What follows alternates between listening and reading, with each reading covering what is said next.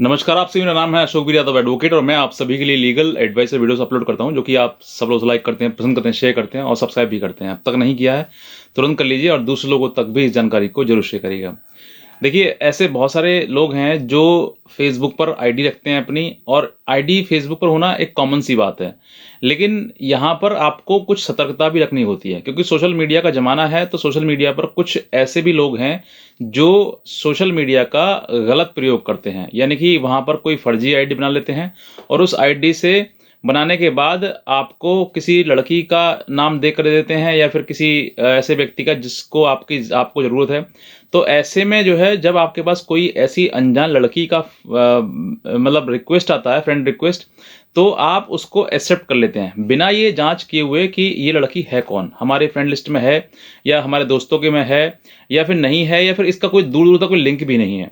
तो ऐसे में आप जब उसको फ्रेंड रिक्वेस्ट बना, मतलब जैसे वो भेजती है और आप उसको एडमिट कर लेते हैं, स्वीकार कर लेते हैं, तो उसके बाद जो है आपसे आपका वो फ्रेंड बन जाता है और फिर उसके बाद आपकी बातचीत शुरू हो जाती है।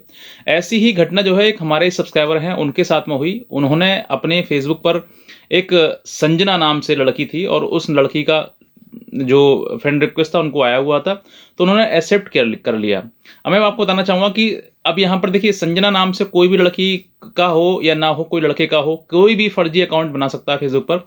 लेकिन यहाँ पर सब अब आपको सतर्कता दिखानी है कि भाई मुझे जो सामने वाला व्यक्ति बात कर रहा है वो किस बिहेव में, किस ढंग में बात कर रहा है।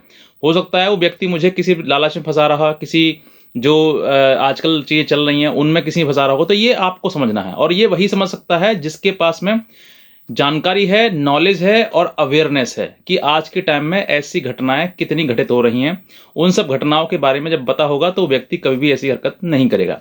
तो चलिए आगे बात करते हैं कि अब जैसे कोई लड़की का आपके पास फ्रेंड रिक्वेस्ट आता है, आप समझते हैं उसको लड़की, लेकिन हो सकता है वो लड़का हो।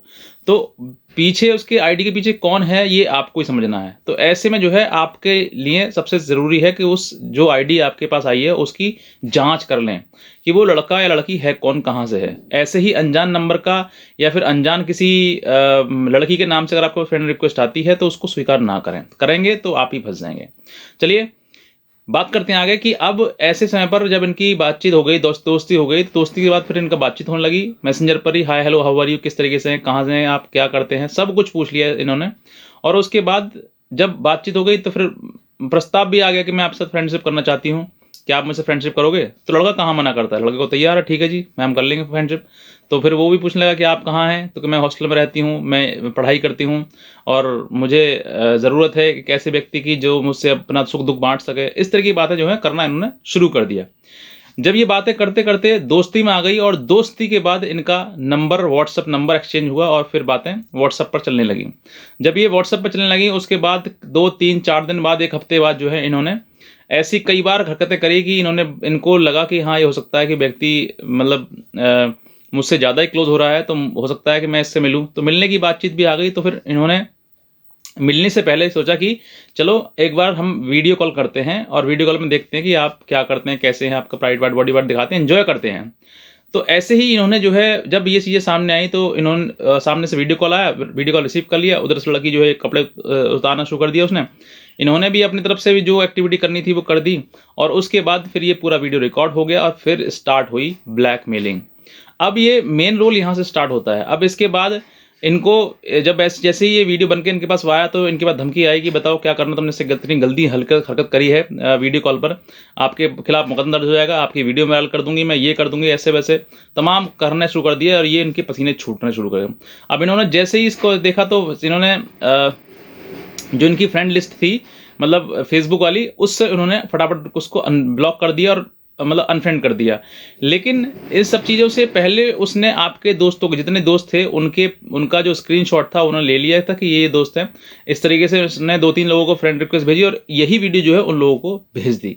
अब ऐसे ही भेज दी तो उसके पास जो लड़का है जिसका वीडियो बना था, उसके पास उन दोस्तों के फ़ोन आने लगे कि भाई तू क्या कर रहा है आजकल, ये कैसी वीडियो है तेरी, किस तरीके से है। तो बहुत ही ज़्यादा इंसान घबरा जाता है, तो फिर समझ नहीं आता कि मैं क्या करूँ, किस तरीके से करूँ। तो ऐसे इसके बाद जो है, अब जब ये चीज़ सामने आई तो फिर उन्होंने जब समस्या सामने आती है तो फिर कहीं ना कहीं सॉल्यूशन ढूंढता आदमी। तो सॉल्यूशन ढूंढने के बाद जो है इन्होंने हमारा वीडियो देखा, हमसे बात करी और फिर हमने बताया कि आपको किस तरीके से क्या करना है। अब ऐसे समय पर देखिए, आपको भी बताना चाहूँगा मैं कि जब ऐसी चीज़ें आपके सामने आती हैं तो सबसे पहले आपको तो सतर्कता होनी चाहिए, अवेयरनेस होनी चाहिए।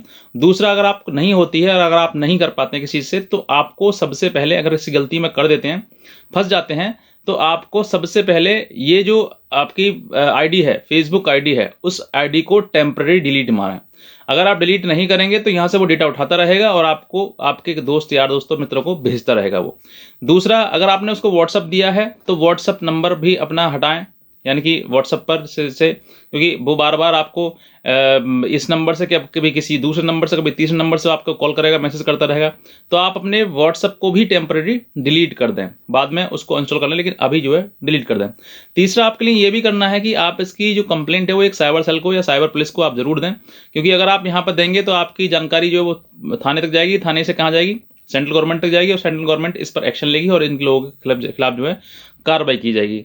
तो आपको ये पूरी प्रक्रिया है, जैसे ही ये चीज़ें होती हैं तो आपको इस कुछ करना आवश्यक है।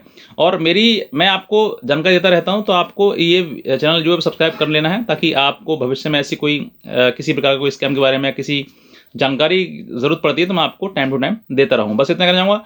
अगर आप नए हैं तो सब्सक्राइब कर लें और दूसरे लोगों तक जरूर शेयर करें। आज का वीडियो देखने आपसे बहुत धन्यवाद।